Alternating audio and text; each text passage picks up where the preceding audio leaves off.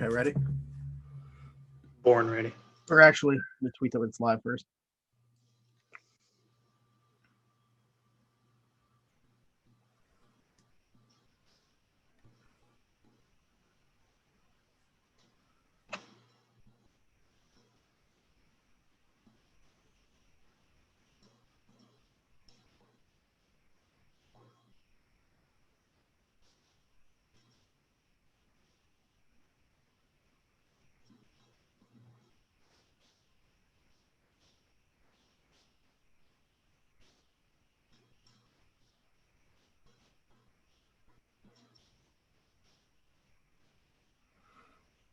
Okay.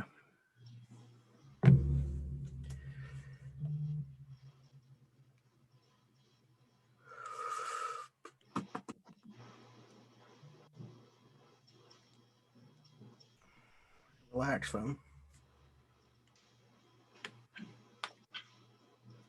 All right. 3, 2. Oh wait, let me get this up in front of me. 3, 2, 1. Welcome to the Around the 412 Fantasy Football Show, proudly presented to you by Crowworthy, where winners are serving winners coast to coast, sports, gambling, and more. Follow at Crowworthy on Twitter and visit them at crowworthy.com. You can also check out the Crowworthy Pittsburgh City page for podcasts such as this one, blogs, and more. I am Smitty. With me, as always, is my co-host, Donnie Druin. What is going on, my man? Not a great week, excuse me, in terms of putting guys in our top fives, but football's back and I really can't complain. So take week one, take it with a grain of salt and move on to week two. We're on to Cincinnati. How did your fantasy games go though? I lost both matchups. I had 191 dropped on me because I played a team with Lamar, Zeke, Devontae Adams, George Kittle. And yeah, I honestly put that so far in my memory bank now. I don't even remember all the players the guy had. So not a great week. How about you? 3-0, 3 leagues, 3 wins. So I am an owner of Devontae Adams in the same league. I stacked him in Aaron Rodgers. So that was very good. I also have another league where my top 2 running backs are Clyde Edwards-Helaire and Josh Jacobs. And my quarterback in that league is Russell Wilson. So and that's the team that I remember, like on here, I said I feel like really, really good about. So yeah, I'm excited about my teams. Honestly, there's only one, and it's the league that I have Devontae Adams and Aaron Rodgers in, where I was like, I waited a little bit too long on my running backs. But through 1 week, I mean, Todd Gurley got in the end zone. David Johnson had a pretty nice week on opening night. So those 2 guys provided me decent value at the running back position, considering I didn't draft them, with either of my first 2 picks. So yeah, nothing I can complain about through 1 week. I didn't have any injuries on any of my teams, which we're going to talk about some of the ones that are going to impact some people. But first things first, it's funny that we brought up right before we started recording, when you and I just have a conversation, quickly realized we talked a lot about hair on this show. We're just completely covered by the people that cover hair. And we're not just talking about on the head, we're talking about all parts of the body. So I want to tell you guys about a relatively new partnership that we have at Around the 412, and that is Around the 412 X Manscaped. Yes, Manscaped. So support for the show is brought to you by Manscaped, who is the best in men's below the waist grooming. They offer precision engineered tools for your family jewels. They obsess over their technology developments to provide you the best tools for your grooming experience. So for me personally, they've sent me everything that they have. The new Lawnmower 3.0 is out. That thing is fantastic. It's obviously 3.0. It's the third of its kind. 1 and 2 were great. Number 3 is better. They spent 18 months perfecting this thing, getting it ready to go. That's 2 babies. Yeah. 2 babies. Yeah. So this 3rd generation trimmer features a cutting edge ceramic blade to reduce grooming accidents thanks to advanced skin safe technology pioneered by Manscaped. The battery will last you up to 90 minutes, so you can get a longer shave. I don't know anybody that would take 90 minutes to use it, but yeah, it will last that long off of the charger. It's waterproof, so you can use it in the shower. It's got an LED light to illuminate the grooming areas for a closer and more precise trim. They've upgraded the 7,000 RPM motor with quiet stroke technology. The charging stand itself is awesome. It lights up. It blinks as it's charging, and then it's a consistent light when it is fully charged. It's USB. So if you're listening to me speak right now, I think you need to get on the action like I have, like Tyler has. Donnie, I don't know what's going on with you, but I'm pretty sure you need to get on the action yourself. So No, I do. I absolutely need to pull the trigger. Can you give me a code? I can use that checkout. Let me see if I can find one. Yeah, actually, you can use code 412 at checkout to get 20% off your order plus free shipping. So when you go and do that, send us a screenshot. Let us know that you purchased it using the code 412 at checkout. Your balls will thank you, and you can come thank us. So again, code 412 at checkout, manscaped.com for all your grooming products. They got everything. They got the ball deodorant, the ball toner. They even recently came out with with like facial tools to shave. They got an ear and nose trimmer. They got everything on there. They got boxers, they got t-shirts, they got cologne, which I just purchased. I don't have it yet, but I'm excited to get that as well. So yeah, we're very excited about this partnership with Manscaped. Again, you can use code 412 at checkout. That would give you 20% off plus free shipping. So let's get down into business as we kind of touched on, two very different weeks for us. But we were going back over our top fives as well for week one, and it was pretty hit or miss, kind of a roller coaster for us. I think we were about half and half or so. About that, yeah. I was I had 6 out of 20. I think you finished somewhere more around the borders of like 9 or 10 out of 20. Okay. So right around that 50% mark. Yeah, so I'm interested to see if we can improve upon that. See how many guys will stay in there.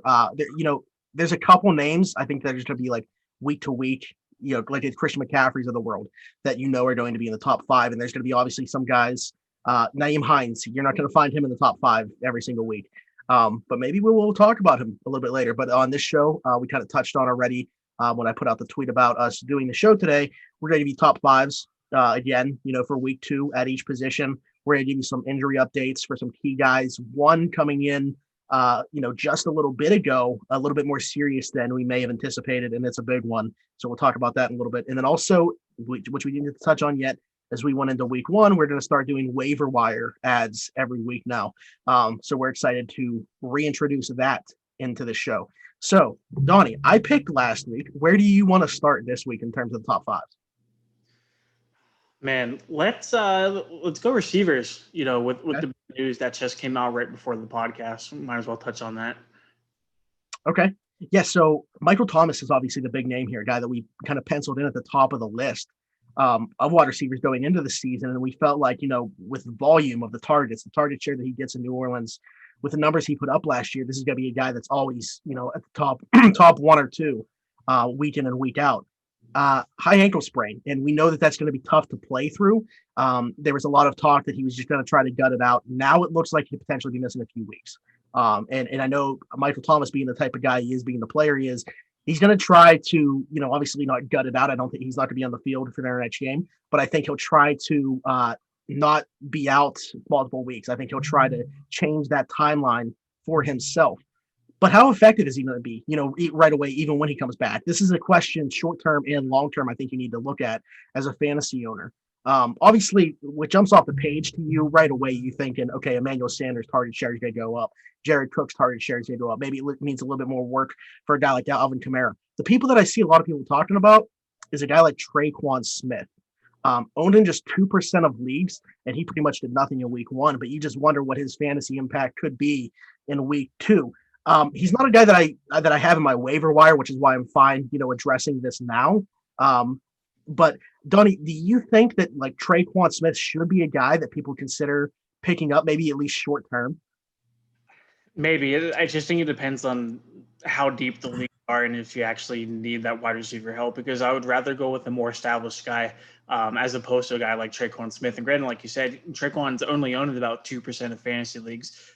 There's a reason for that. I do think the main beneficiaries, Thomas being out, at least for, whether it be 1 week or 3 weeks, would be guys like you brought up, Emmanuel Sanders, Jared Cook. I think Alvin Kamara would see a little bit more work in the passing game.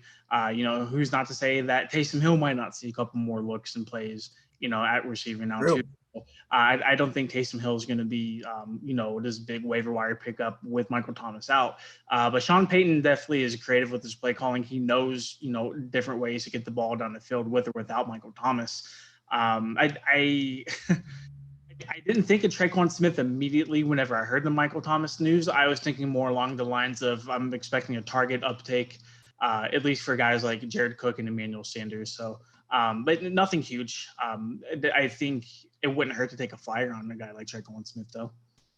Yeah, real quick, I do want to address anytime that we have comments come in, I try to read them immediately. I missed this one when it popped up, so I'm looking at my phone.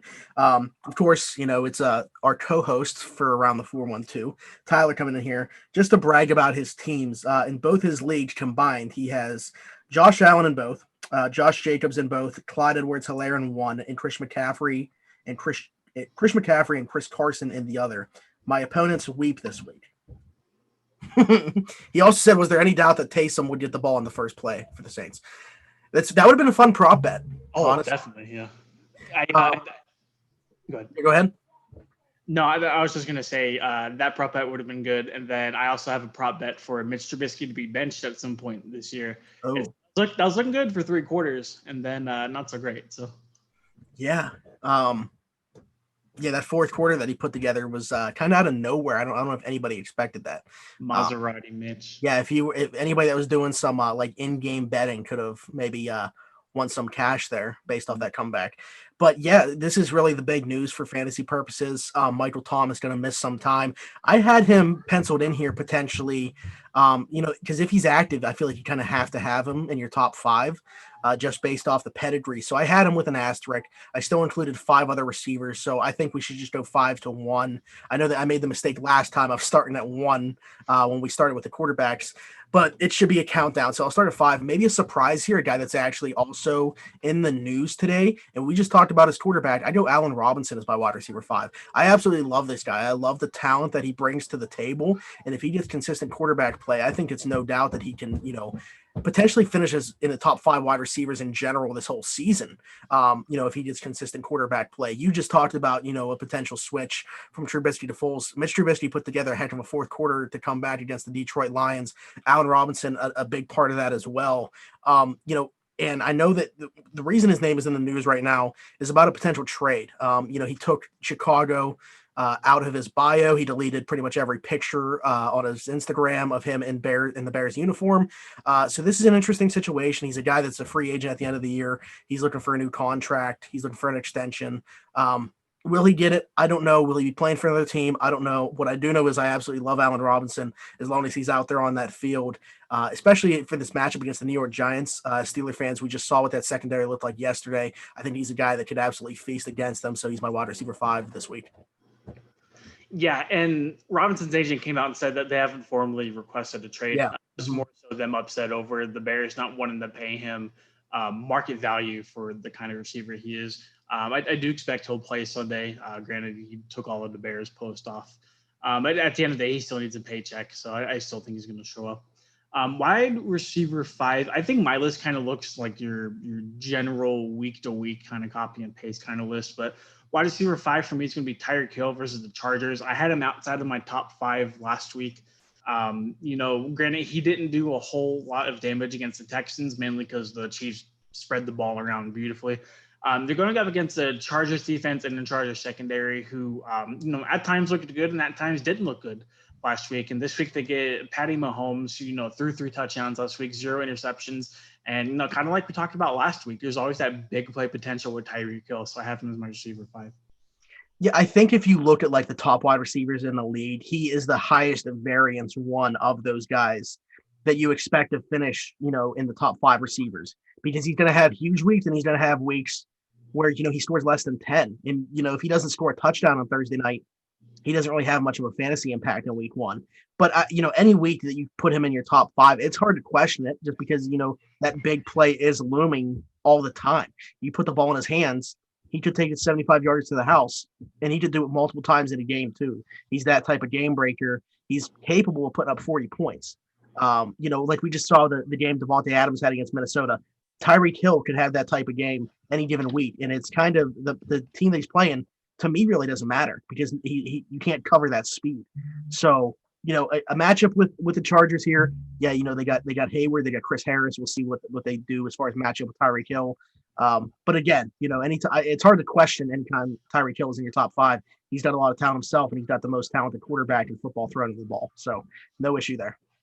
Yeah, and no, sorry to interrupt you. I do want to point out that Clyde Edwards-Helaire, kind of like a question mark on like his impact, what he was going to bring to the defense. Not that defenses were kind of not pertaining to the run whenever it came to the Chiefs last year. We're heading to week 1.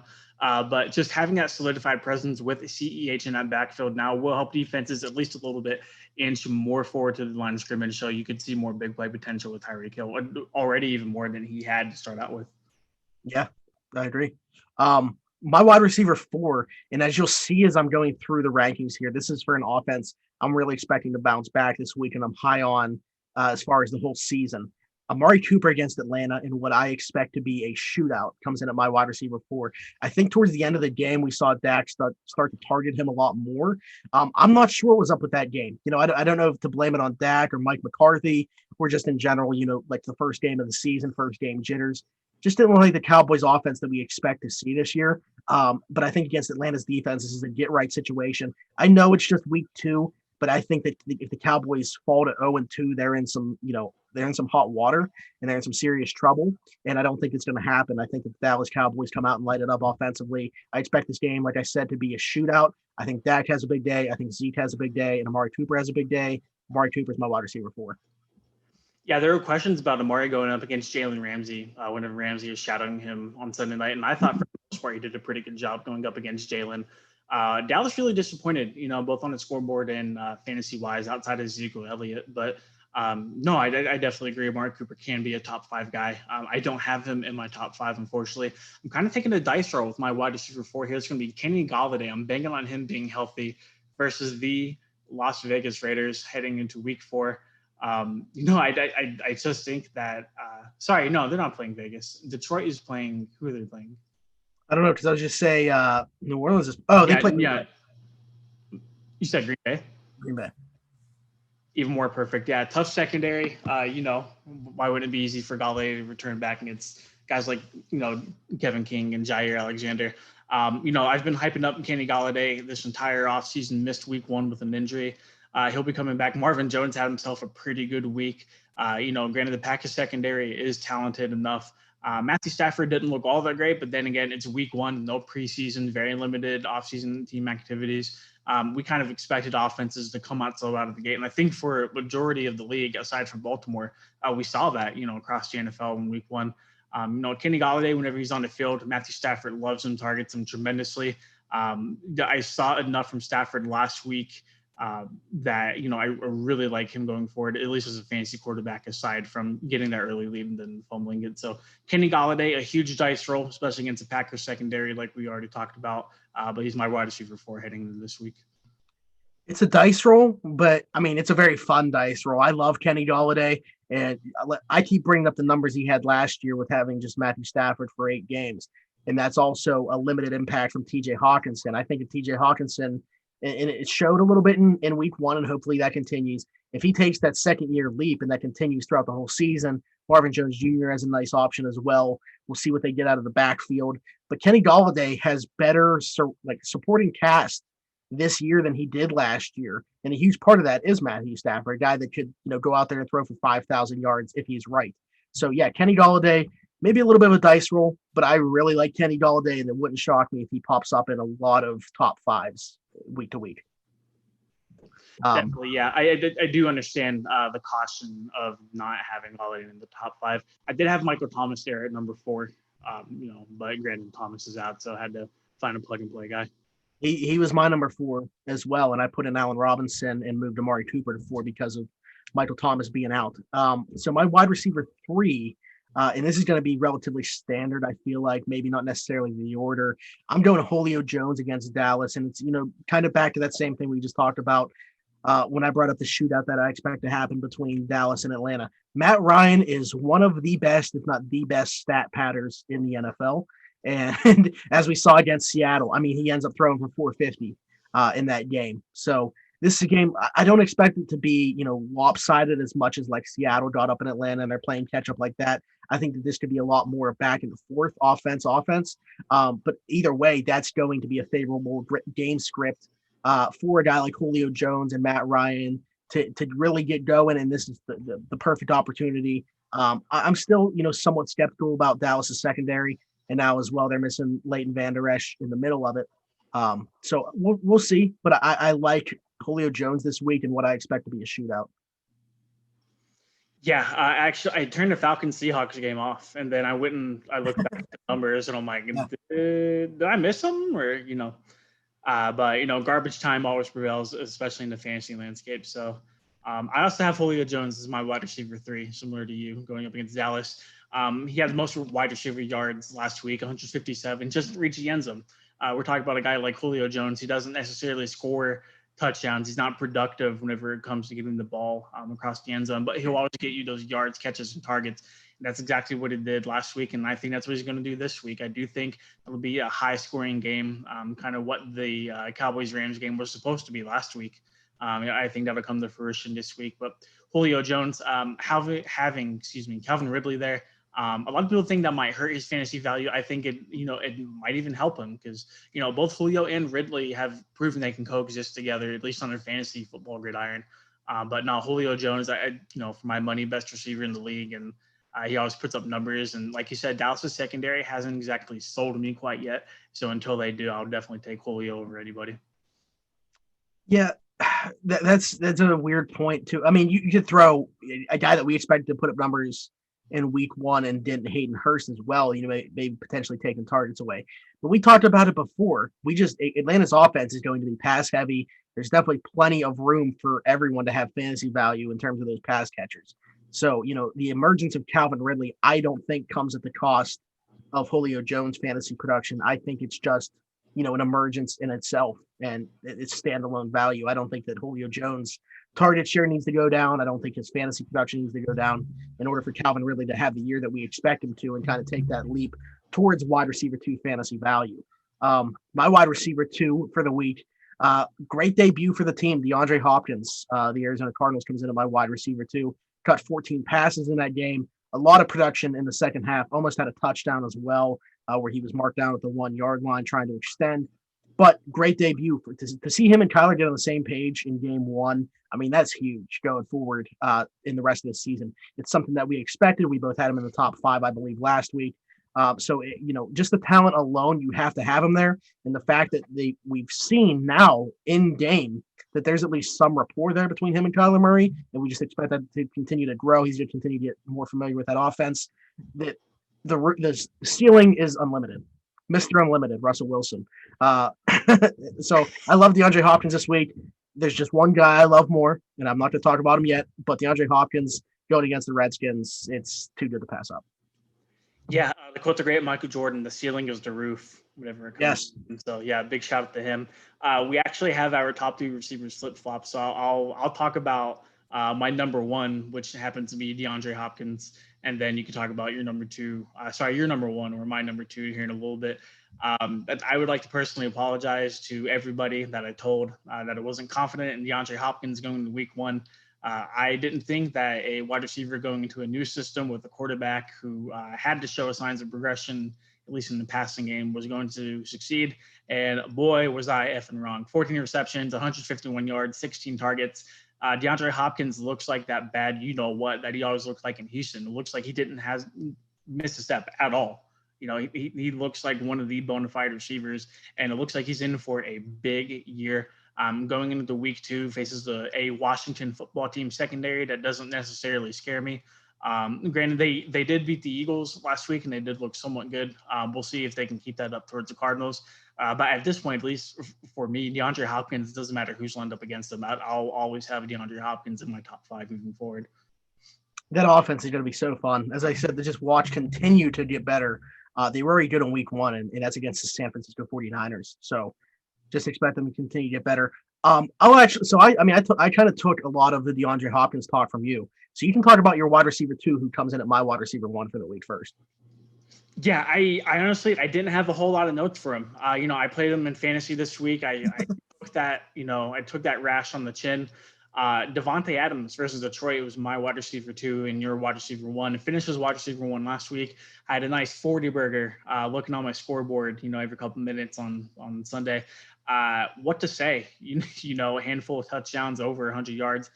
Aaron Rodgers target. We hyped up Davante Adams a whole bunch going into this year. We knew he was going to get the target share. We knew he was going to get the looks, and he did on Sunday. And he proved he could still be effective with that. Going up against a Detroit secondary who should get Jeff Okudah back. We'll see how that pans out. But kind of similar to DeAndre Hopkins, I'll always value Davante Adams, very highly whenever it comes to fantasy football.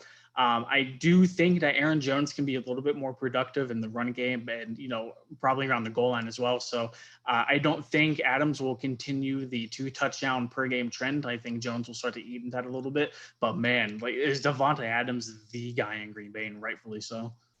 Yeah, I think we could look back at week 1 at the end of the season and probably say that was his best week of the season.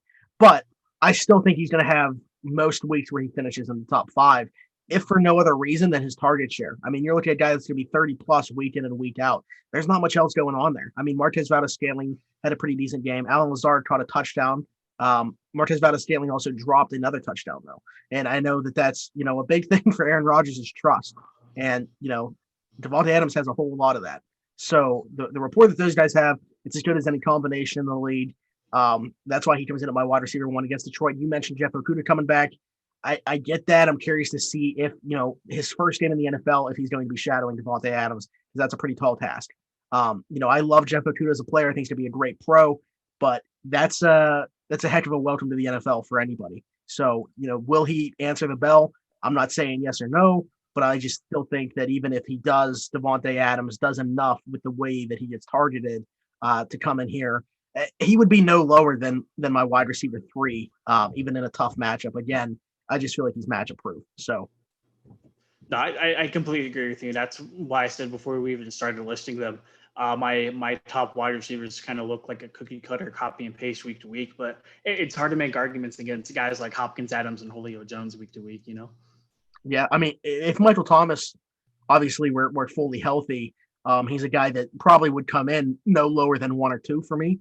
But with that high ankle sprain, it's going to be hard to predict where he's going to be at, even when he does come back to play. I'll probably be more on the side of, let me see it first, even when he does come back. I'm not sure that I'd put him in my top 5 right away, but we'll see. Who knows when that's going to happen? Who knows who they'll be playing? We'll have to see what the reports are out of New Orleans as that time comes. But moving along here, I say we just stick with pass catchers and go to tight ends. Let's do it. So again, a position where we have an injury to a top guy, George Kittle, with a knee injury. He did not catch a pass in the second half of that game, was kind of just out there as a decoy. It's something that you would expect is going to linger.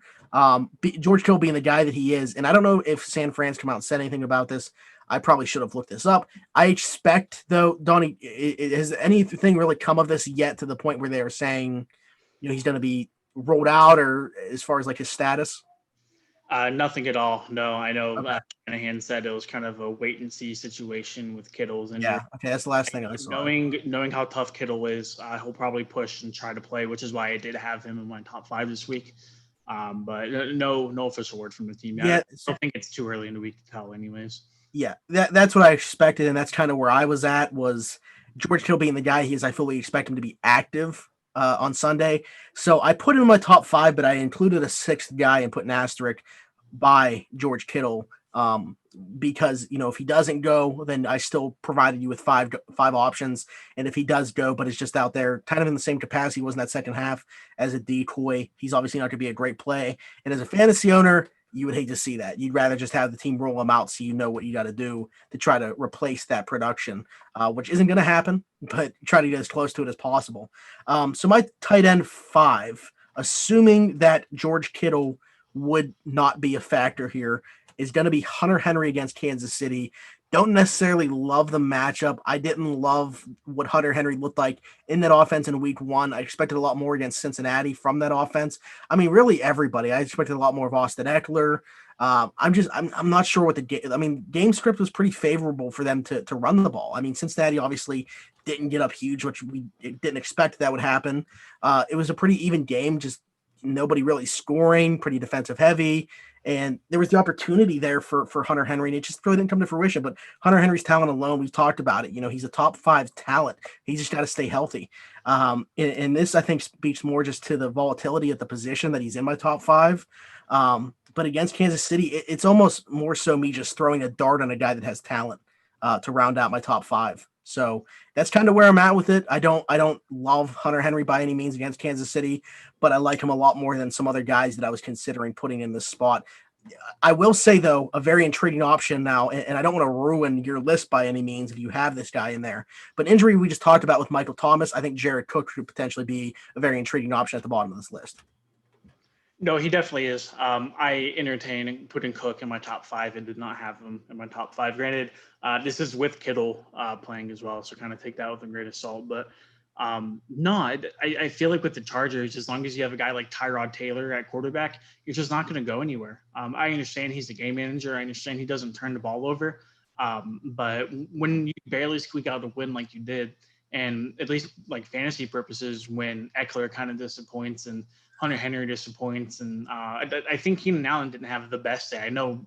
I saw him catch a couple passes. I'm not sure what he ended up finishing with, but that entire offense, people were really hyping it up in the offseason, and through 1 week at least, it's not exactly as expected versus a what some people would consider a pretty inferior Cincinnati Bengals defense. So we'll see. I think it's only a matter of time before Herbert gets in there, and whenever Justin Herbert does get his name called, I think Hunter Henry's stock is going to skyrocket. My number 5 guy is going to be Darren Waller versus the New Orleans Saints. I had him in my top 5 last week. Didn't necessarily pan out. Waller finished probably outside of the tight end 10 category, finished with 10.5 points. Kind of like you. It's such a crapshoot whenever it comes to tight ends. You're kind of banking on talent at this point. I like Darren Waller's talent. I like his connection, with a guy like Derek Carr. I like the matchup versus New Orleans. Granted, the front 7 for New Orleans is fairly good, and so is the secondary as well. But that game should be high scoring, or at least a lot of garbage time opportunity for Darren Waller in that game.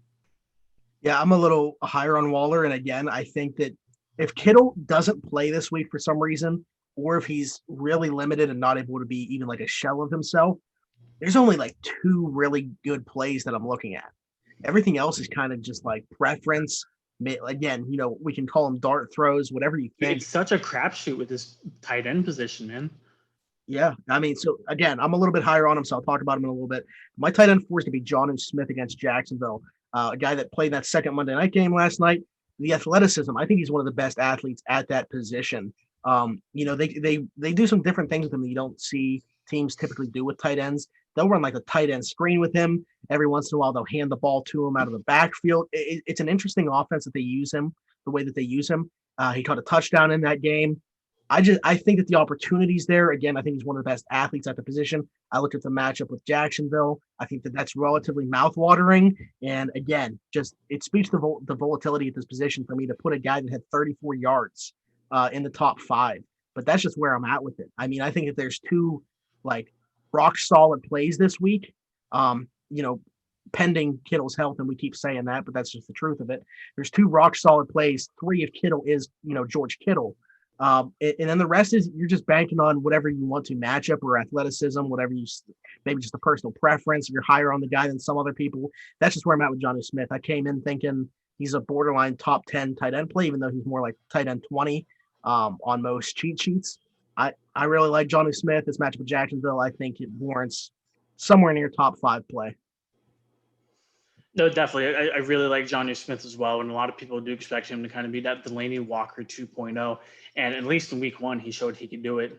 He even split time with Delanie last year in 2019.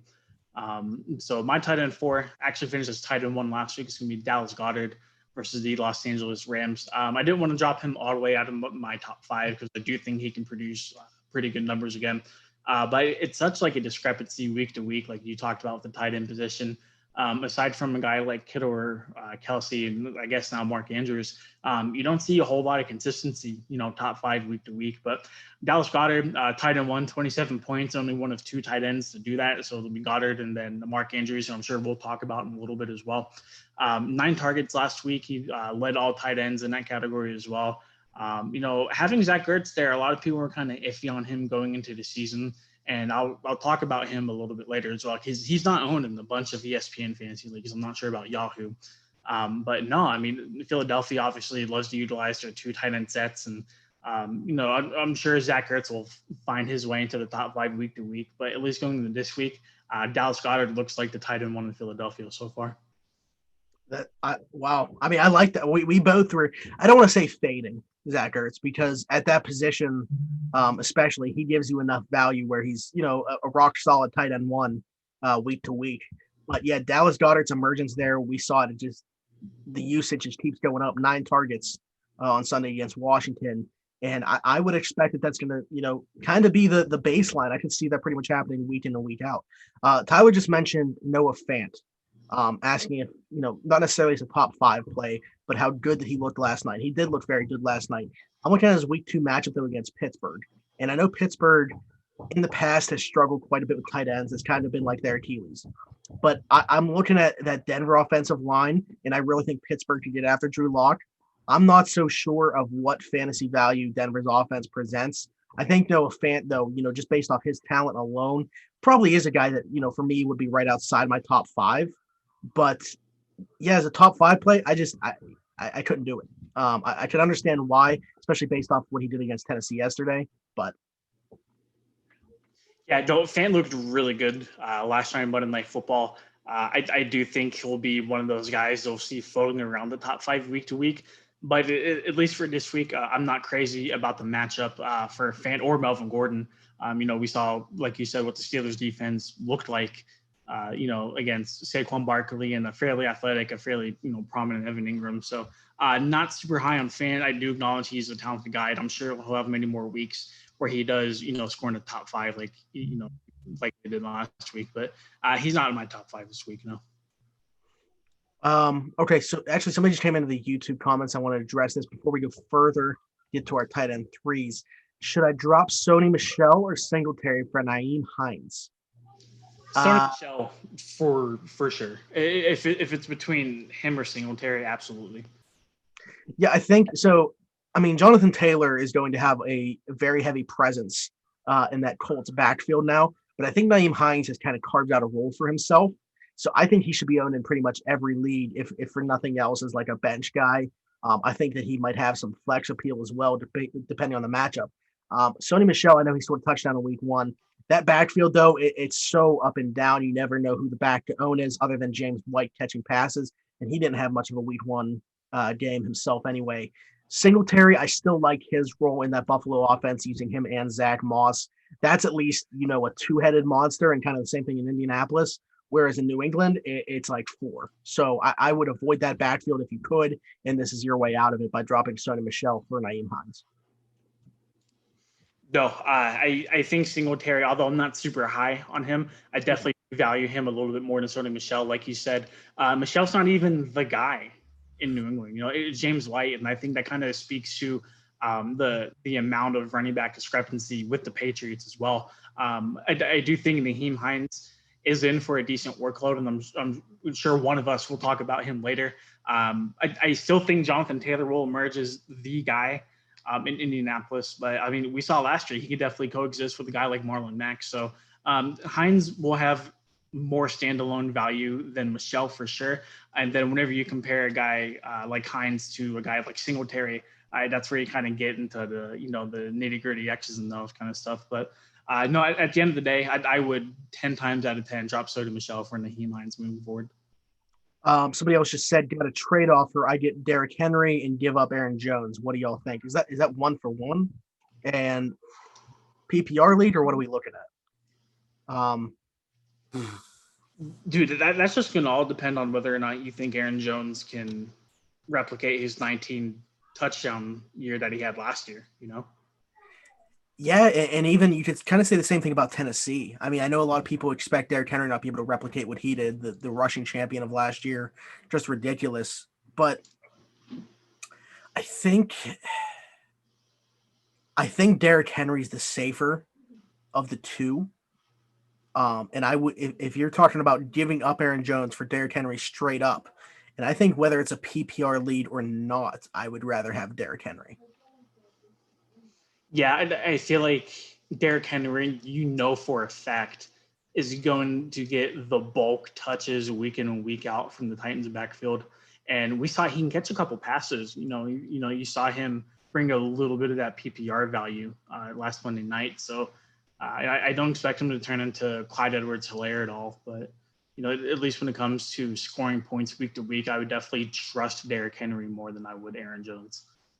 Yeah, so he said, I get Debo too, but probably have to drop him. It is a PPR league.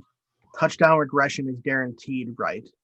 That's what I'm looking at. I mean, I don't think Aaron Jones replicates the 2019. I don't think that Derrick Henry replicates the yardage he put up in 2019 either. But if I'm looking at their floors, and that's what I'm looking at, which one would be the safer pick, I think I'm going Derrick Henry there. And I think that, as you mentioned, he doesn't offer a ton in the passing game, but I think ever since they've moved on from Dion Lewis, I think that he has a little bit more of a presence in the passing game. I'm not talking, he's going to catch the ball 5 to 7 times a game out of the backfield, but I think you can maybe look at like 3 times per game, and that's enough where you get him the ball in space. No one's tackling him one-on-one. So he has the chance, every time he touches it to break some tackles and make a big gain of it. And I really, really think that I'm not going to say it's lopsided, but again, I think that the safer deal here, if you're talking about just one for one, you're not giving up anything else to get Derrick Henry than just swapping Aaron Jones for him. I would rather have Derrick Henry as my fantasy running back than Aaron Jones in 2020. Yeah, and it's bad because as an Aaron Jones owner, I felt like he had an off week in week 1, but he still ended up at 17 points in PPR league. Yeah, he did have that touchdown towards the end of the game that kind of saved him. But I feel like whenever you compare their floors, I would trust Derrick Henry's a little bit more than Aaron Jones. And even if you compare their ceiling, sure, in a PPR league, Aaron Jones is probably going to get you maximum 5 or 6 when you account for his catches and stuff, like points per game, more than Derrick Henry. But I just feel like, at worst case scenario, you want consistency. And I feel like Derrick Henry has a better chance of giving you that as opposed to a guy like Aaron Jones, especially this year. Yeah. So okay. Well, he's now made the deal. He also said if he caught 3 passes per game, he'd be ecstatic. His season high is 18, and that's what I was alluding to. It's pretty much he's caught 1 pass per game on average, a little bit more than that per game per season. But now there's not really another back in Tennessee to take away that receiving work, at least right now. I mean, they drafted who's that running back that they drafted? I was actually pretty high on him in the draft. Green Bay? No, Tennessee. They drafted I can't think of who it is, man. I got to look this up. Darrington Evans. You're right, Appalachian State kid, yeah. Yeah. I was actually pretty high on him coming into the draft process. But I think, obviously he has the hamstring injury I just mentioned right now. Derrick Henry's going to have a little bit more of an impact in the passing game than in prior years, obviously, with there not being a running back that, brings that to the table like a Dion Lewis. So I expect that to go up a little bit. Again, I'm not talking anything, like 5 to 7 catches a game or anything like that. But I think you could see, more than one. I'll say that. And I think that even in, from a goal line standpoint, I trust Tennessee to get him the ball on the goal line more than I would Green Bay. I think Green Bay, they'll be looking for, again, we mentioned Davante Adams' target share, what they're going to do. I think Tennessee runs through Derrick Henry completely, and he's the safer of the 2 bets there. I think that they were pretty closely ranked, though, honestly, when I came in going into the season. I think I had him as like running back 6 and running back 9 or something like that. So, again, we're not talking a huge gap difference here. Just looking at the floors, I think Derrick Henry's the safer pick. You're talking a 1-for-1 trade, not giving up anything else. I'm going Derrick Henry 7 days out of the week. Yeah, I think I would too. And just watching the Packers week 1, Jamal Williams got a whole bunch of touches. I'm sure AJ Dillon will, figure out a way to be a factor in Green Bay as well. And when you look at Tennessee and the Titans, what they do, obviously, like you just said, they run through Derrick Henry. So Both backs are solid in their own rights, but at least for fantasy purposes, PPR or not, I think Derrick Henry is the guy to go. And also, you can look at it like this. Tennessee's now paid Derrick Henry his contract extension. Green Bay has a couple other guys in that backfield, as you just mentioned, and A.J. Dillon, Jamal Williams, who they could be trying to work in more because, Aaron Jones is a free agent. Maybe they're not planning to bring him back. So, yeah, we know Tennessee's present and future goes through Derrick Henry. Green Bay might be working in some of those other mouths that they have to feed in that backfield. Potentially could play into that decision as well. But it didn't for me. I just like Derrick Henry more anyway. Moving along, though, with the conversation, you already brought up Darren Waller. You had him a little bit lower than I did. He's my tight end 3 here going against New Orleans. Again, he didn't necessarily have a week 1 that warrants him being there, but he came into the year as my tight end 5. Or tight end 4, I'm sorry. And I mentioned he's probably going to be in my top 5 pretty much every single week just because of what he brings to the table athletically. He just has all the tools that you want out of a tight end. And I think that he's kind of in that, second tier of tight ends. So he's going to be there for me pretty much every single week. The matchup against New Orleans, I don't love it. But again, man, I could say this for pretty much every guy. The tight end spot, just so hard to predict. And he's just one of those guys for me that's going to be there every single week. He has a pretty solid rapport with Derek Carr that, really not anybody else on that team has in the passing game. So for me, I know Josh Jacobs, was kind of the touchdown vulture for Las Vegas when they got down into the red zone. But I would look for Darren Waller to contribute more when they get down there this week, assuming they can get into the red zone against New Orleans. We'll see. But yeah, Darren Waller's my tight end 3.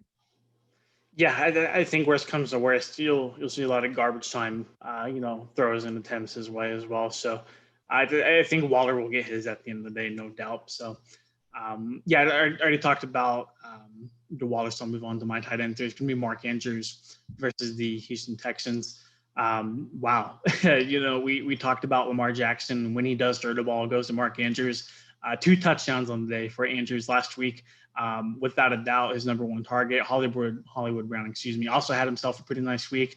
But it's just those 2. It's those 2 for Baltimore. It's nobody else. All you can really ask for out of a consistent tight end week to week are consistent targets, and that's what Mark Andrews brings you, at the tight end position. I'm sure a lot of people got him for a great value in the draft, and people were taking guys like Kelce and Kittle super duper high. Going against a Houston defense that struggled with Travis Kelce last week. And, I think it's more of the same. I think Houston will definitely key in on the run, as they should. The Baltimore Ravens love to run the football, and I think that'll open stuff up even more for a guy like Mark Andrews. Yeah, so I said I have Waller as my 3. I guess technically I had him as my 4 because I have an asterisk by George Kittle, who would come in as my tight end 3, assuming he's going to be good to go. So I'm not going to talk too much about that. If George Kittle is good to go, we know that what George Kittle brings to the table. But I think it's more so now indicative of what Mark Andrews has done that I actually have him as my tight end 2 above Kittle, even should Kittle be able to go.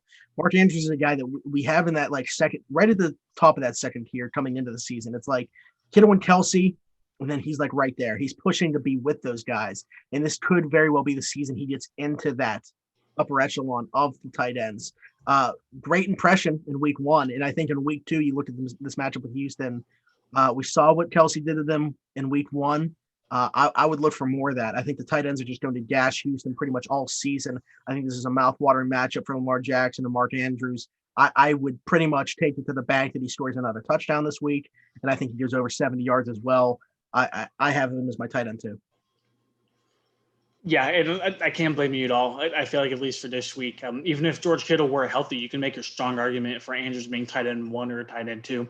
I just usually default for the tight end position, the guys like Kelce and Kittle. I'm assuming George Kittle plays in week 2, but you know what happens when you assume, So asterisk by hit, but I do have George Kittle as my tight end 2 going into this week. If he's healthy, I just think he's one of the more unstoppable tight ends in the league. The New York Jets don't have a great front 7. I don't trust anybody on that defense. Jamal Adams has gone to cover a guy like George Kittle. So I think Kyle Shanahan, should Kittle be available, would you just more of that creative play calling, that he always does, schemes George Kittle open all the time. And I think that could be done with ease against the New York Jets defense. Yeah. Again, I think that it's kind of a toss-up for me between 2 and 3. Heck, if I could put Mark Andrews at 1, honestly, with this matchup, and then with my tight end 1 being Travis Kelce against the Chargers, he had a huge game against them.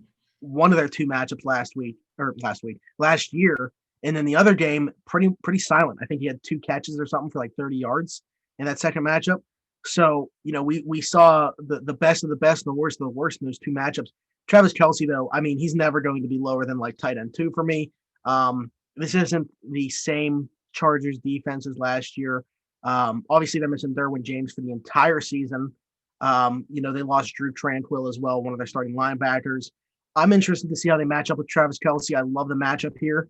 And again, he's going to be tight end 1, tight end 2, week in and week out.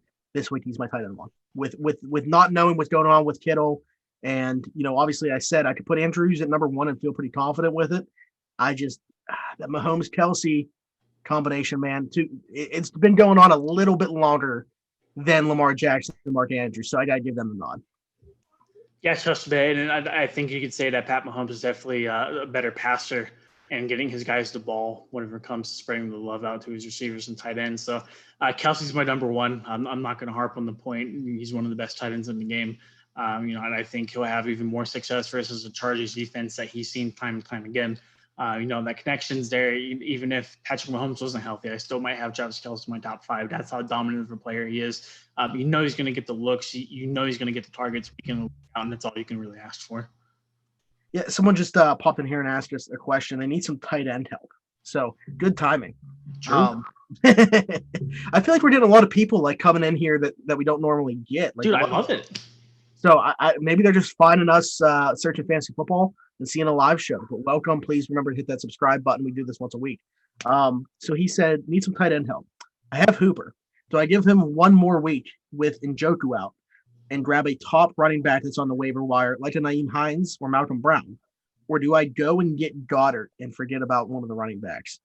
So I don't know. Is Hooper the only tight end on your roster? 1. And I'm not sure what your running back situation looks like behind that. But I will say the guys you just mentioned, they're all going to come up later in the show, honestly, just based off me when we talk about the waiver wire. But I'm looking at this as I was kind of on the fence about Hooper's production in Cleveland anyway. And I know it's just 1 week. But as somebody that came into the season with questions about his fantasy value there, I personally would say Dallas Goedert would be the guy that I'm looking to get on the waiver wire as a top priority for me over either of those running backs. And the reason being, I think Goddard should come in and immediately be your starting tight end over Austin Hooper. And I would advocate for that pretty much from the beginning of the season. I had him higher ranked. So I know that there's the presence of Zach Ertz in that Philadelphia offense as a pass catcher. Jalen Reagor only caught 1 pass, who we expect to have a little bit more bigger of a role. But that offense, that passing game, it goes through those 2 tight ends. There's fantasy value to go around through those 2 guys. They both have standalone value. I love both of them as, pretty much top 10 plays week in and week out. Dallas Goedert's the guy that I would go get out of those 3 names. I know the different positions. I would opt for the tight end. No, I would definitely agree. I don't think Dallas Goedert is going to score over 20 points per week. But, you have to take into effect that I, for one, think he has a better quarterback in Carson Wentz. I do believe Wentz is better than a guy like Baker Mayfield. We haven't seen Austin Hooper to his full capabilities, but name the last Cleveland tight end outside of Gary Barnidge that did anything with the Browns. Wow. They don't produce at that position. David Njoku's been there for years. People have always hyped him up. He's never really produced to the numbers he has. And like you pointed out, Dallas Goedert is always going to be a part of the Eagles game plan. It's just a matter of whether or not it's his day or it's Zach Ertz's day going forward. So I would definitely trust a guy like Goddard. I would go and get him. So we actually so he said, yes, Hooper's the only one that he has right now. His running back situations, Josh Jacobs, Jonathan Taylor, James Conner. Now, James Conner should come up in a little bit. But I'm looking at that as Josh Jacobs and Jonathan Taylor are going to be your starting running backs pretty much going forward. Yeah. And again, I would opt to have Dallas Goedert on my roster as opposed to Austin Hooper as your starter. I think that gives you a more complete and balanced lineup. I'm going Dallas Goedert if you're only getting 1 waiver wire pickup. I'm assuming that's the case because you're asking like an or question. So I'm assuming he only gets 1 waiver wire pickup or something. Somebody else said similar question. Should I drop Tariq Cohen for Nyheim Hines on the waiver wire? That's a yes for me as well. Yeah, that's going to be yes for me as well. Yeah, I think that we saw that the Bears are going to, if they're running the ball, it's going to be David Montgomery. If they're passing the ball, it's going to be Allen Robinson, Anthony Miller, maybe a little bit of Jimmy Graham. I'm still, not on the Jimmy Graham train just because he caught one touchdown in week one. I'm not that sold on Tariq Cohen's role in that offense, and I'm sold on Nyheim Hines having a pretty solid role in the Indianapolis offense, along with Jonathan Taylor. I think both of those guys are going to have value. Jonathan Taylor would be obviously the running back to own if you're only choosing one, but I think they both bring, some standalone value where I would say Nyheim Hines is at least, I want to see another week of him in that offense to say he has standalone flex value. But I would say, he's on the lower end where if you have like an injured running back or something and you have like a guy on IR you can't make a pickup that week or something, if I were putting him in a flex spot, I wouldn't feel terrible about it. Obviously, if you're talking about like a fourth running back or something like that, that's a great situation for you. But yeah, Nyheim Hines, I would definitely want to have on my roster as opposed to Tariq Cohen. No, I would completely agree. And I think if Tariq were by himself in Chicago, I think it might be a different story. But with David Montgomery there, it's just a shit show, just in terms of trying to establish the RB1 there. I made the mistake of hopping on the David Montgomery hype train last year, and it came around and bit me pretty good in the rear end. Nyheim Hines, I think even before Marlon Mack went down, I think Hines had a little bit more value than a guy like Cohen. Just due to game script and how those offenses were going to roll out. But, with Phillip Rivers there, he targeted Nyheim Hines a lot in week one. I'm not sure if that target rate will continue to produce, but it's pretty obvious the Colts do have a game plan for Hines in the future. Yeah, and so the running backs on his roster right now are Kamara, Drake, and Jonathan Taylor, oddly enough. And he's looking at pick up Nyheim Hines. If you can own both those backs in the Colts backfield, I think that's a good situation. I mean, because I know that a lot of people are like, I don't know if I want to do that. I think in a situation like this, you get both backs and you kind of wait and see how it plays out. Again, we both expect they're going to have value, but should one of those guys for some reason run away with a job, well, you have both of them, and then you can cut bait should that happen. But securing that backfield is definitely a way that I would want to go. So I like the idea of dropping Tariq Cohen in favor of Nyheim Hines and just securing that Colts backfield. No, I would absolutely tend to agree. I got it. So let's stop real quick. Let's take a little break so I can tell you guys about Keeks Barbershop before moving on. Keeks Barbershop is an old-fashioned barbershop. It's located at 180 Brighton Avenue in Rochester, PA. He does $5 off every Tuesday for military personnel, first responders, and nurses. And he's open 11 to 7 Tuesday through Friday and 9 to 4 on Saturday. Again, Keeks Barbershop, 180 Brighton Avenue in Rochester, PA. Moving along. I feel like we've already talked about running backs because we're getting questions about running backs, but that should probably be the route that we go now. So I will start, and my running back number 5 had just about 5 yards rushing in week one. Saquon Barkley against the Bears is going to be my running back number 5, and he is much more than a number 5 talent. Man, this is tough. I obviously Chicago's defense is not Pittsburgh's defense, but they're formidable. They're a pretty decent defense. Their front seven's pretty damn good. Yeah. And I'm worried about the Giants' offensive line. I know that they've addressed it a little bit, spent that 4th round pick on Andrew Thomas. They have Will Hernandez at guard. They have they have Kevin Zeitler. They did not look good against Pittsburgh. And I know a lot of fronts would not look good against Pittsburgh. But, man, they were opening no running holes. I think Saquon Barkley, at least right now, until proven otherwise, offers more value to you as a pass catcher than running the ball. And this matchup with Chicago, it's a tough matchup. And we're talking about a guy that I have still at my number 5, but I'm just explaining to you why he's not higher. And I think he's only at number 5 just because of his pure talent. I still think that he could have a nice week, and that's literally he only needs one play to have a nice week again. But yeah, this is really tough for me. This is tough for me to not have Saquon in my top 3, but I can't do it. Yeah, I don't even have Saquon in my top 5. I look at the Giants' offensive line and look what they experienced last week. I look at a tough Chicago Bears front 7 they're going to have to go up against this week. I was just saying thank you. He said he subscribed to the channel. So I was saying heck yeah, thank you. we do appreciate you. But no, Saquon Barkley, you talked about his offensive line. He had a rookie named Andrew Thomas starting at left tackle. He had Cameron Fleming starting at right tackle. I don't know if you caught that during the broadcast on Monday night, but they had a guy that played tackle for the Giants last year converted to center. Yeah. This year. That was one of the first times I've heard that, so it was interesting. A whole bunch going on for that offensive line, and poor Saquon. Granted, Andrew Thomas did look pretty good last night whenever Bud Dupree wasn't lined up across from him, but yeah, I definitely agree with you. He definitely brings a lot more of a pass catcher's value whenever it comes to PPR leagues. So no, I don't have him in my top 5. My number 5 back going into this week is going to be Clyde Edwards-Helaire versus the Chargers. I had him here last year, and he had a really good debut, over 100 yards rushing. Didn't quite have the receiving impact that we thought he would. Only 2 catches on the night, but we do expect for that to pick up from there. Yeah, like I said, 138 rushing yards on 25 attempts. When you're in a Chiefs offense like that, he's proven.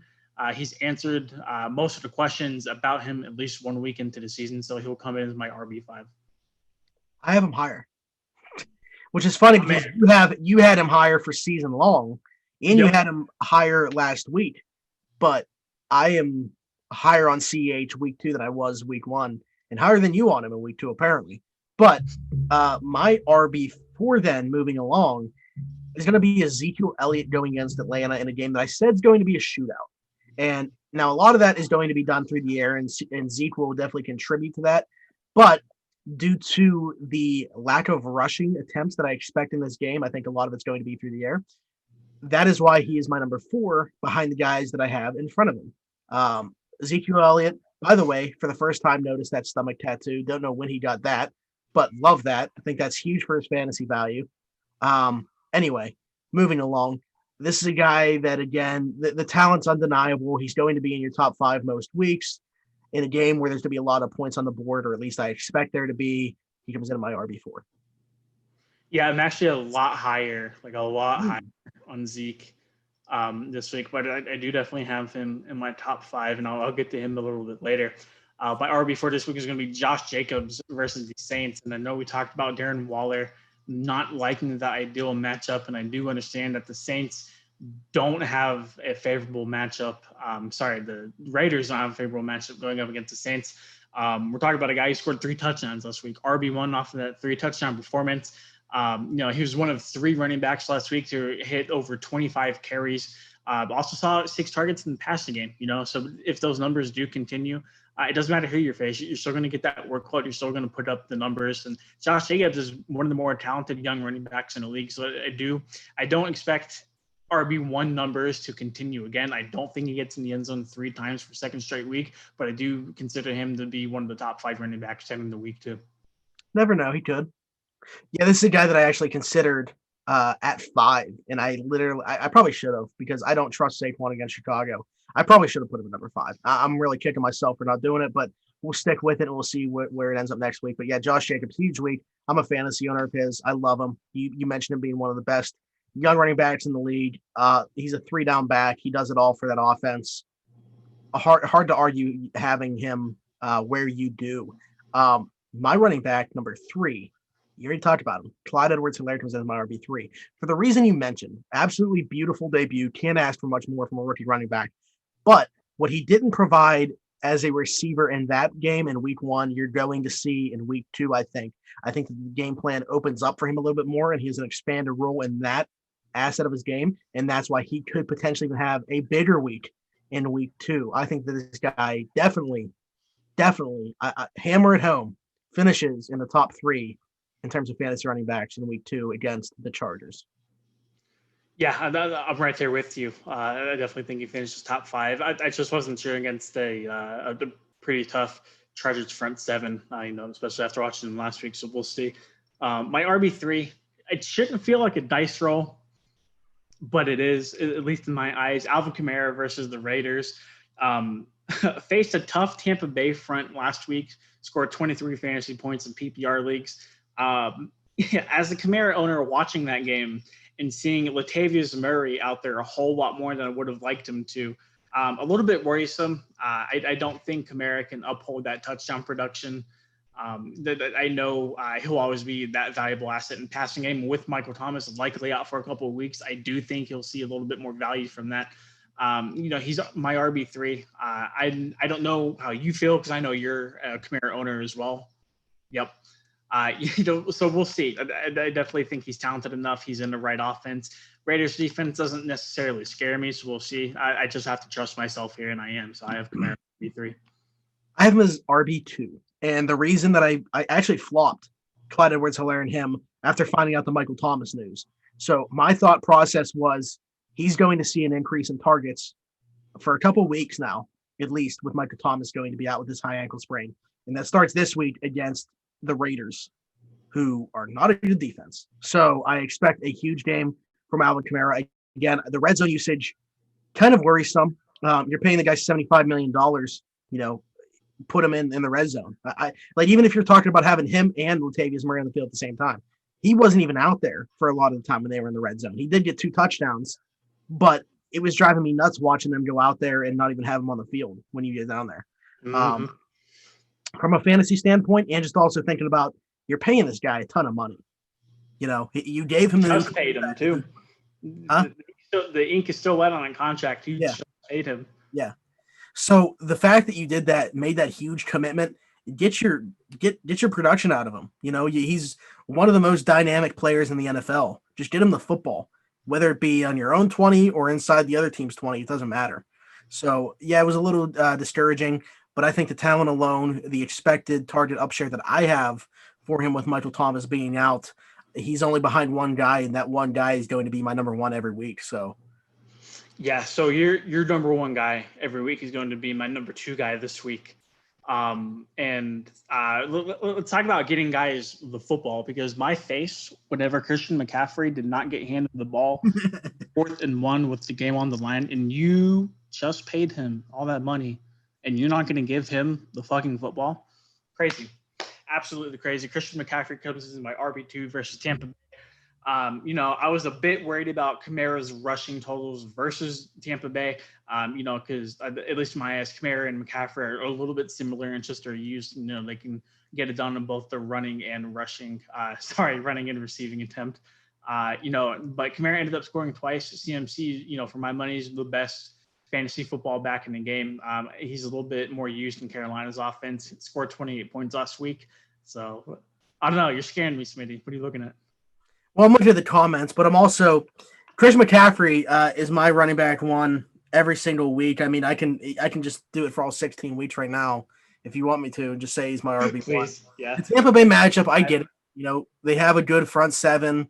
It's a solid defense, but Christian McCaffrey, as long as he's going to touch the ball 20, 25 times a game, and he's going to touch the ball 20, 25 times a game, he's my number 1. So Darius Sanders. I don't think that it's the greatest matchup he's going to have all year by any means, but I don't think it needs to be for him to be RB1. I don't know. I know who your RB1 is now based off the conversation we had, and there's a couple guys that could definitely outscore McCaffrey. It's not out of the realm of possibility. It's going to happen. It happened in week 1. So it's just too hard for me with the numbers he put up, with the talent that he has, with the expected target share that he has, he's just that entire offense. So again, Christian McCaffrey against the Tampa Bay defense that I is good. Don't get me wrong. I still love Christian McCaffrey, and I like him more this week than any other running backs matchup. So. Yeah, and you already alluded to my RB1, so I won't take too much of your time. But Ezekiel Elliott going against the Falcons is my RB1 this week. 27 points versus a very tough Rams front 7. Going up against a Falcons defense that allowed Chris Carson to score a whopping 24 points in PPR leagues. And, I just think Zeke has another great matchup for him to eat. He's involved heavily in the passing game, as we saw last week. I know a lot of people were worried about that coming into this year with the addition of CeeDee Lamb and the expected progression with Michael Gallup. But Zeke's always going to be one of those top guys, like you said, with Christian McCaffrey as well. I'm taking a chance and putting Zeke over McCaffrey this week, so we'll see how that pans out. I'm excited to revisit this now. No, as a McCaffrey owner, I hope I'm wrong. Well, I mean, it probably won't be either of those guys. True. Yeah, it'll be like Benny Snow. Hey, maybe. So coming back to the comments here, what he was getting at earlier when it's the guy that's looking at Dallas Goedert and trying to weigh the option of go with Malcolm Brown and Naeem Hines or go with Dallas Goedert.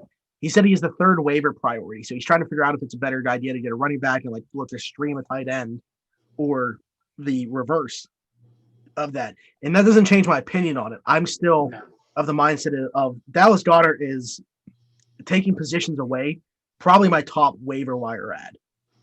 So if you have the opportunity to get him, that's my guy that I would be adding, unless you have, one of Mark Andrews, Travis Kelce, or George Kittle. That's, if you have another tight end other than one of those three, I'm looking to add Dallas Goedert.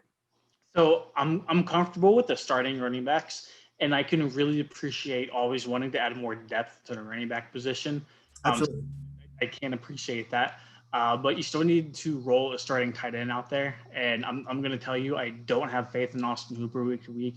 I have a lot more faith in Dallas Goedert. So, I would definitely favor getting a guy like Goedert and you just plug him in right away. 100%. I'm right there with you. Moving along to our quarterback positions, starting with number 5. And this is a guy that I didn't expect to see in my top 5 because I'm lower from a fantasy standpoint than a lot of people for the year. But love this matchup. Historically, he's dominated them. Had a dominant week 1. Aaron Rodgers against the Detroit Lions is my QB5. I just alluded to the week that he had against Minnesota. That catch with Davante Adams is phenomenal. Davante Adams comes in as my wide receiver 1. His quarterback's going to have a big week as well. Aaron Rodgers, QB5. Yeah, I toyed so much with putting Aaron Rodgers here at the 5 spot as well. I went with the guy who, in my opinion, provides a little bit more consistency. Granted, the matchup might not be all that. I have Russell Wilson as my quarterback 5 going up against the New England Patriots. Quarterback 1 last week with about 32 fantasy points, 322 yards, 4 touchdowns. I know he's going against a more solidified Patriots pass defense. I know Stephon Gilmore is still there, reigning defensive player of the year. But when you have guys like DK Metcalf, Tyler Lockett, Nick Vannett, who, isn't all too well liked in Pittsburgh right now, Chris Carson taking passes out of the backfield as well. And you add in what Russell Wilson can do with his legs. I still like Russell Wilson week to week. A matchup against the Patriots doesn't change that. And I think it proved he's out to put up some numbers this year. When historically he doesn't always start seasons off that great. So quarterback 5 for me heading into week 2. That's the guy I left out, actually, of my 5. So I went with Aaron Rodgers over him just a little bit, and it's literally just based off matchup. My QB4, I said that this matchup was going to come up a lot. Dak Prescott against the Atlanta Falcons is my QB4. I expect that offense to get on track this week. I think they need to get on track. I think the ball is going to be spread out with Amari Cooper, Michael Gallup, CeeDee Lamb going to have a more prominent role this week. Ezekiel Elliott will still be catching passes out of the backfield. It's a real shame about Blake Jarwin. I was looking forward to watching him this year. That even though he's going to be like the 4th option in the passing game, thought that he could still carve out a nice role. Maybe not from a fantasy standpoint, but from a real life standpoint, having some true value to that team, offering a better athlete at that position, obviously, than they've had in the past with Jason Witten. Was really excited for Blake Jarwin, so that's a shame. But I do think that Dak Prescott has a real nice week, a bounce back week, and that whole offense is going to bounce back against the Atlanta Falcons. Yeah, I expect big things from Dak Prescott this week, and I'll get to that a little bit later. My quarterback is going to be Patrick Mahomes versus the Los Angeles Chargers. Finishes quarterback 14 last week, throwing for only 3 touchdowns, 211 yards. I definitely think it's the low yardage. Only 3? Yeah.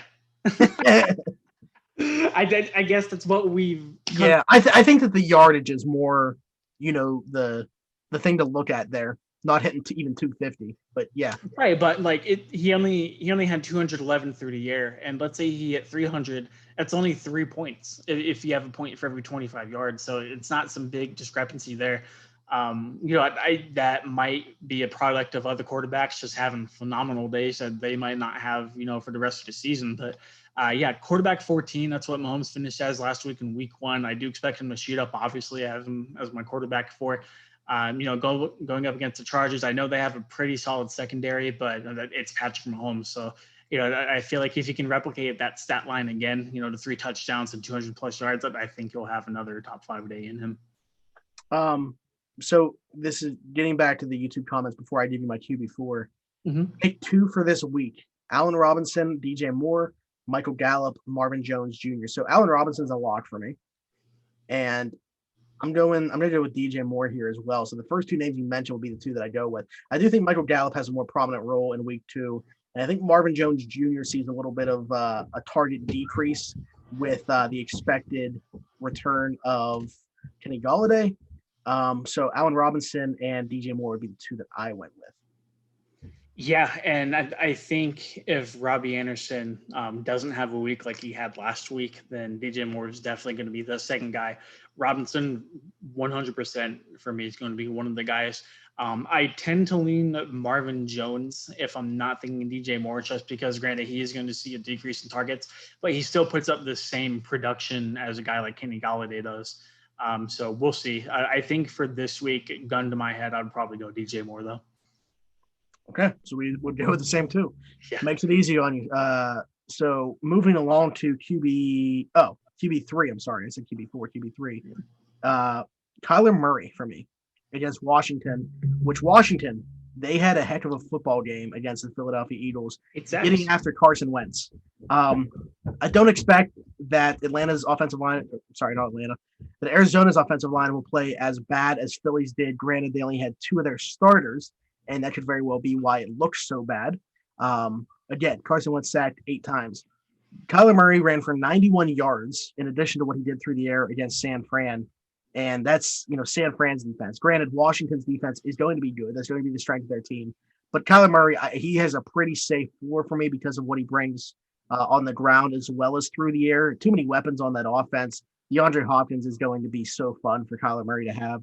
And I love that connection, and I love Kyler Murray this week. I love Kyler Murray pretty much every week. I think he's going to finish top 5 most weeks for me when I do my rankings. And this week just so happens to be number 3. Yeah, it's been really nice to see our Kyler Murray bandwagon hype train start to pay dividends, because we were on him last year as a rookie, and we really liked what we saw in through the offseason, and before the season we maintained that we still really like Kyler Murray going into this year. Phenomenal week 1. I also have him as my quarterback 3, 26 fantasy points versus a very talented San Francisco 49ers defense. I definitely think you expect a drop off in quality of defensive players when you go from a team like San Francisco to a team like Washington. I do think Kyler Murray, while he might not pull off 90 yards rushing again, I think he's going to have a field day against the Washington football team. And I think the Cardinals emerge 2-0 in the season. I don't see a way you can schematically defend all of the weapons on that roster. And I just don't think there's a guy on Washington's roster that's capable of winning one-on-one matchups with them consistently. Agreed. You already talked about my QB2 because you have him as QB4, and this could be Pat Mahomes. And I get, you mentioned where he was last week, where he ranked. You mentioned where you have him ranked this week. You know what? I don't know. For me, it's just too hard to have him lower than 2. I think that he would have to have like multiple weeks like last week where he finished outside of the top 10 for me to not even put him in my top 3. And again, this is going based off the player that Pat Mahomes is, looking at that offense. Maybe last week, is just because it was week 1 and they'll open things up more in week 2. I mentioned I expect Clyde Edwards-Helaire to have more of a receiving role in week 2. We didn't see, Tyreek Hill have that big play. Travis Kelce, caught a touchdown, but he only had 50 yards receiving. I just think that the whole offense, wasn't spectacular. They got the job done obviously in week 1, but things weren't really opened up. And I expect it to happen in week 2. Maybe it was the week 1 jitters, not having the preseason, obviously. We'll see. I just think that in week 2 against the Los Angeles Chargers, who are a better defense than they faced in week 1, but I'm going to attribute this more to just getting in rhythm and expecting that this is now the week where things really start to ramp up for the Chiefs offense. So Pat Mahomes comes in at QB2 for me. Definitely, yeah. Your quarterback 1 is my quarterback 2. So I'll talk about my quarterback 1 before we talk about my quarterback 2. That way we could end on the same note here. So my QB1 is going to be Dak Prescott versus the Atlanta Falcons. Man, what a swing and a miss last week whenever it comes to fantasy production. I had Dak in my top 5. I was very disappointed by him. Zeke still managed to finish in the top 5. Had a really good fantasy outing. But, man, we expected big things from the Cowboys offense, and they did not deliver at all. It looked like Jason Garrett never left, to being quite frank. The offense didn't move the ball as they should have. They didn't score the touchdowns as they should have. Going up against a just freshly carved secondary in a Falcons secondary by Russell Wilson, I think the Cowboys offense has more potential than the Seahawks. And if that potential is realized this coming Sunday, then the Falcons are in for a long day. So I think Dak Prescott obviously is a very good quarterback. 9.2 yards per pass against the Seahawks. I just think Dallas can rebound, and I really believe in Dak Prescott going into this week. I agree. Now, I'll let you talk about your QB2 and my QB1 because I feel like I do them first most of the time. So I will let you go. No, you're good. So my quarterback 2 and presumably your quarterback 1, unless you have a trick up your sleeve, is going to be Lamar Jackson versus the Houston Texans. Texans are allowed a 75% completion percentage last week versus the Kansas City Chiefs. Let me tell you, Lamar Jackson looked pretty damn good throwing the football last week. I don't know if you got to watch that game at all. There was one shaky pass where he almost missed a wide open Mark Andrews in the end zone, but almost only counts in hand grenades and horseshoes. So Lamar Jackson fits the balls into some pretty tight windows last week. He looked great. You factor in that he's probably the best runner since Michael Vick at the quarterback position. And he had 27.5 points last week, and I think he hit right about that in week 2. Yeah, Lamar Jackson comes in as my top quarterback for week 2, going against the Houston defense that is pretty bad. I don't know what else to say about them. I know that sounds harsh, but I think the Houston defense stinks. And I think the Baltimore Ravens offense, we mentioned that there weren't a ton of offenses that looked that great in week 1. They just looked like it was a continuation of the 2019 season. They do what they want. They are a run-first offense that plays through that and feeds off that with their passing game. They have a great balance to their offense. They have one of the best, if not the best, offensive coordinators in football, and Greg Roman, who's very creative. There's so many things to like about Baltimore. Unfortunately, I will say, as you can see by my hoodie and the memorabilia that you can see behind me, but it is what it is. Lamar Jackson, you can't deny the talent. You can't deny the talent of the Baltimore Ravens. It's one of the best offenses in football. It works perfectly. It's a great system for him. He is the system. And I think that, going against Houston, man, I know you have him at QB2, and that would probably be like the floor for me in this matchup. So yeah, there's not enough you can say about Lamar and his contributions. And like you said, the Ravens offense looked like it never even stopped playing. 7, Tyler. I have him at 7. So I always when I go through and do my top 5s, I have guys that are just outside that. And I think where I would rank them if we were going to a 10. And he asked where I would have Josh Allen against Miami. I mean, that's another mouth-watering matchup for me. Miami is a little bit improved on the defensive side of the football, but Allen, people don't talk about it enough. And I know we talked about it on here and try to hammer home the point. This dude runs close to 10 times a game as well. So, I mean, what he provides with his legs adds a ton of fantasy value. I know for a fact that he's won fantasy championships for people in the past with him as their QB. And this matchup with Miami, I like it a lot. I think that this is, a game where Stephon Diggs can have a little bit more of I think he's still at 80 some receiving yards. I think this is a game where he could have more of an impact. I really like John Brown. Cole Beasley's a nice asset. Dawson Knox is a tight end to watch here in year 2, maybe emerge. And, that two-headed backfield of Devin Singletary and Zach Moss. I think that the Buffalo Bills quietly have a decent offense. It all depends on, Josh Allen, because the weapons are there, in my opinion. And I don't think he's bad by any means. He obviously has the restrictions to his game, and he's continually trying to improve. Man, if he becomes a more accurate passer in this league, he's going to be a dynamic player, and the Bills are going to be a dynamic offense. But against Miami, yeah, I would probably have him as my QB 7 or 8, and definitely as a number 1 quarterback play this week. Yeah, we'll see. The Pats only had, I think, about 150 receiving. Technically receiving and passing yards against the Dolphins, somewhere around that mark. And granted, there's a huge difference between where Cam Newton's at right now with the Patriots offense, where Josh Allen's at right now with the Bills offense, but kind of the same thing over there. So Cam Newton had himself a pretty decent day running the ball, and I think Josh Allen could probably capitalize on that. That's what I was going to mention is he had 2 rushing touchdowns, and you can maybe look for Josh Allen to get in the end zone that way as well. So again, that's why I think that he has a pretty safe floor is because of what he provides with his legs as well. So yeah, I think he's firmly in the top 10 in terms of this week's matchup with Miami. So we didn't talk about it last week. Let's do some waiver wire ads. Guys that we're looking at. I don't know about you. I tried to stay around the 50% baseline for Yahoo leagues. I'm assuming that you didn't use Yahoo. I think last year we tried to do separate, for that reason. So I went with Yahoo. Did you use ESPN or? Yeah, I went ESPN and I definitely stayed below the 50% threshold. Usually 60 is right about where I'll cut it off, just so the majority of the people listening can have a chance to go and grab these guys. But I don't have anybody owned over 27%. Wow. So there's one position where I have, and it's just because I had to talk about this guy. I wasn't sure if he's going to come up, but he ended up coming up. I'll just address that right now. It's Dallas Goedert, who's owned at 56% of Yahoo leagues. Oh, wow. Now, I know that's over 50%, but it's still incredibly low. I mean, this guy needs to be rostered, and maybe he is now, but this is when I looked earlier this morning, 56%. This guy needs to be rostered in pretty much every league. I mean, if you're going to carry two tight ends, especially, like he should be starting on people's rosters that don't, once again, have one of those top three guys. Get him on your roster because based off the matchup, if you have like him and Darren Waller, I mean, that's an unbelievable combo. And you can pretty much dominate that position. If you don't have a Mark Andrews, a Travis Kelce, or George Kittle, Dallas Goedert should be on your roster after this week. I think he should be at 100% owned, to be honest. So I don't know. That's the only tight end I put on here because I didn't love anything else that I was looking at. So I know I kind of cheated. Everything else, again, you mentioned what percent? 27. That was actually Dallas Goedert as well. That's the amount of leagues. Oh, ESPN. Wow. That's a huge difference from Yahoo to ESPN. So everybody else for me is owned in 28% or less. But yeah, 56% of Yahoo leagues. He had 9 targets.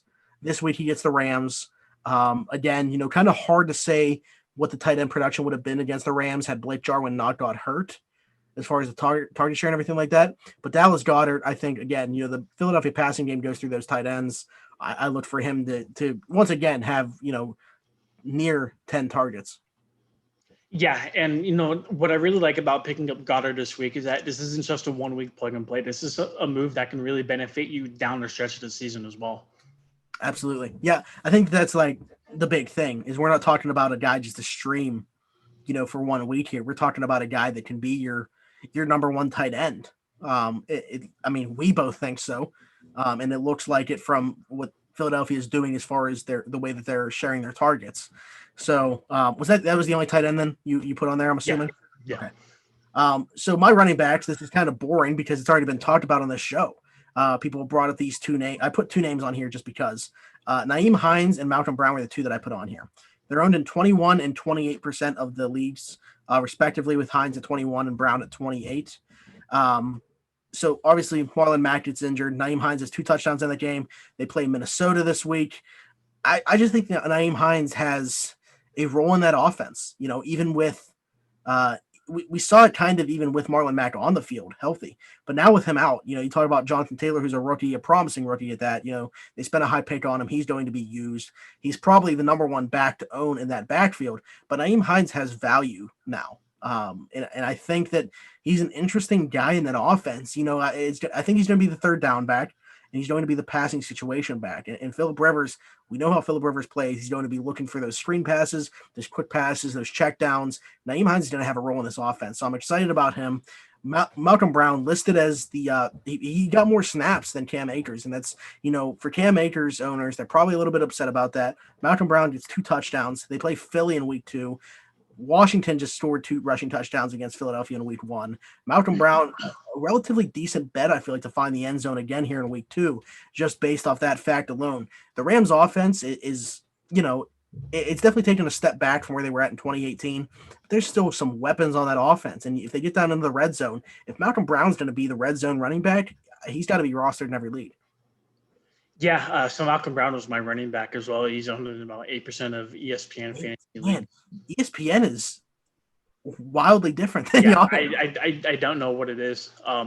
But like you mentioned, he scored 26 fantasy points last week. That's in the running back I don't want to see by committee, just because it's not like a true committee approach, but they do use all three running backs between Brown, Akers, and then Henderson as well. But it looks like, at least from the early going, Malcolm Brown's the guy, and you hit it on the head perfectly. You still have Sean McVay calling the plays. You still have that Rams offense that moves the ball down the field like they do. And if Malcolm Brown's going to get the majority of the touches, and if he's going to get majority of the chances to get in the end zone, you kind of have to like that. I'm not saying this isn't necessarily a season-long play, but if Malcolm Brown is that guy that we think he is, or that he's at least presented himself to be in week one, then I think this could probably be one of the better waiver wire picks up of the early season. Absolutely. I'm excited about the receiver that I put on here. And I put another one in case you had the same guy. But Scotty Miller in Tampa Bay. We talked about, Mike Evans. I know he got a touchdown in that game. I know he was injured as well. I don't love the fit in a Tom Brady offense for Mike Evans. I love the fit, though, for a guy like Scotty Miller, who Tom Brady has been hyping up. Owning just 6% of Yahoo leagues. He had 6 targets in week 1. I think that could continue to go up. We know how Brady feels about his slot receiver. Scotty Miller operates there very well. And they go against Carolina here in week 2. And I'm not just talking about, these are waiver wire pickups. This isn't like a streaming option or anything like that. I truthfully do like Scotty Miller as a deep play, as a low end flex play. If you play 2 flexes, great. I think that he's, rosterable in all leagues. But if you're talking about a 2 flex league, definitely to play him as that second flex. And I'm talking, a guy that I would be comfortable with having season long, not just for this game against Carolina, but I really do like him in Tampa Bay's offense. The hype seems to be legit. Tom Brady really likes him. He got 6 targets week 1, and I think that should continue to go up. Yeah, I really wanted to put Scotty Miller down, but I ended up going with another receiver. Also, shout out to Tyler Hermlin because he ended up playing Scotty Miller last week. So shout out to you, Tyler, for listening. Yeah. But I picked Russell Gage as my streamer for the week. Owned in about 4% of leagues on ESPN. He's going up against Dallas this week. He's due some work, and I don't know, what that workload's going to look like, behind a guy like Calvin Ridley and Julio Jones. But I kind of view him similar to what Mohamed Sanu did during that 1 year that they were all together. Sanu put together some very good fantasy outings, and Russell Gage finished as wide receiver 11 last week. And, not exactly expecting him to replicate those numbers, but if Russell Gage's use is anything like we saw last week, then I think he'll be one of the more bangs for your buck pickups on the waiver wire. So I had to use Russell Gage for a game last year, and it was on Thanksgiving. He had a pretty nice game against the Saints on Thanksgiving last year. Really? So Russell Gage has been a name that I've had in the back of my head for a while now. If Hayden Hurst is the number 3 option, he's the number 4 option. But with how often the Falcons throw the ball, there's going to be weeks where that gives you fantasy value. So Russell Gage is definitely a guy that should be, considered among the waiver wire. And I threw one more fun one on here just to see if, I was curious how many leagues he was owned in before I even looked. It ended up only being 23%. Paris Campbell in Indianapolis was owned in just 23% of Yahoo leagues. I mentioned Scotty Miller got 6 targets. Paris Campbell got 9 targets in week 1. Plays Minnesota week 2. We saw what Green Bay's receiving core did against Minnesota. So I think that this is a very intriguing play. And Phillip Rivers' skill set, I was kind of, skeptical about how him and T.Y. Hilton would do together. Paris Campbell might emerge as Phillip Rivers' favorite target there. No, definitely. Paris Campbell is rostered about 30% of ESPN leagues as well. And I shared the same concerns as you did. I know Phillip Rivers loves to throw the football. I was a little bit worried about that T.Y. Hilton connection. But, Phillip Rivers, at least right away, has at worst found his wide receiver 2 in Indianapolis. That's going to be Paris Campbell. So, especially in such a deep, wide receiver pool, if you can grab a guy like him who – at worst week, and granted, we've only seen them play 1 week of football, so take everything with a grain of salt. But at worst, if he could finish as a wide receiver 2 and give you that wide receiver 1 upside with the amount of times Rivers are going to throw the ball, do you really have to like that coming off the waiver wire? Absolutely. Now, I want to know who your quarterback is. I think who I wanted to put as my quarterback, because I feel like it's more like the popular play this week, at least when looking at ownage percentage and scrumming off the waivers. So I'm talking about Ben, and he wasn't my pick. He wasn't my waiver wire pick this year, but I know Roethlisberger is a lot. Sorry, not a lot. Well, he is a lot, but he's a popular streaming guy this week just because everybody was holding their breath on Big Ben and wanting to see he can throw the ball. Now that everybody has seen that he can throw the ball, everybody's kind of jumping on the waiver wires to go pick him up. I took Kirk Cousins, owned in 22% of leagues versus the Indianapolis Colts. I scoured the waiver wire for quarterbacks, and I kind of hated what I saw. Kirk Cousins finished as quarterback 10 last week.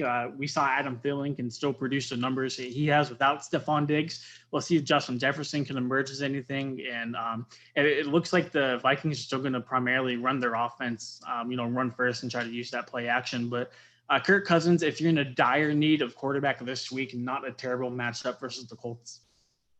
My guy's a lot of fun. That's what I'll say about it. Gardner Minshew, owned in 26% of leagues. The dude had one incompletion last week. But so this week he faces Tennessee. Don't love that matchup all that much, but I dug a little bit deeper on this one, and I looked at his next 4 weeks after that, and it looks like Miami, Cincinnati, Houston, Detroit for his month of football following a relatively tough matchup with Tennessee. I love those matchups. I think that, Jacksonville did as much as they could to take all of his weapons away, minus DJ Chark Jr., but he still, look at what he did against Indianapolis. I mean, this guy, I think he's more than just a fun story. I think he's a legit NFL quarterback, and should Jacksonville be in a spot to take Trevor Lawrence because they have the number one pick, and, they're not going to be picking the biggest need on the team, in my opinion. They would just be taking Trevor Lawrence because he's Trevor Lawrence, because I do believe Gardner Minshew is a legit NFL quarterback and not just a fun story. No, I do as well. And the verdict is still kind of out on him in Jacksonville. But just in terms of a fantasy quarterback, Minshew's not going to be a bad streaming option. He doesn't have the world's greatest options around him, but he still somehow makes it work. He did last year, and, so far in 2020, he's done so again this year. Yeah, he's another guy that I think, sneakily adds a little bit with his legs. I think he ended up running the ball like 9 times in that game. And whether it be just because he's running for his life or what, he's going to add some yards with his legs. Someone just commented here. This would be a blockbuster. Oh, I just went away, so I got pulled up on my phone. This would be a blockbuster trade, and they want to know if they should pull the trigger on it. Christian McCaffrey, Mark Andrews, and Deshaun Watson for Aaron Jones, Josh Jacob, and Zach Ertz. No. What's star power in a trade, though? Yeah. How often do you see 6 names like that? Well, one of you is getting a quarterback, and the other one is getting 2 running backs.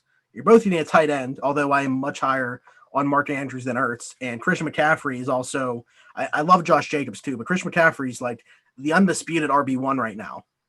And I know you're getting 2 running backs and Aaron Jones and Jacobs back. For me, it's a no.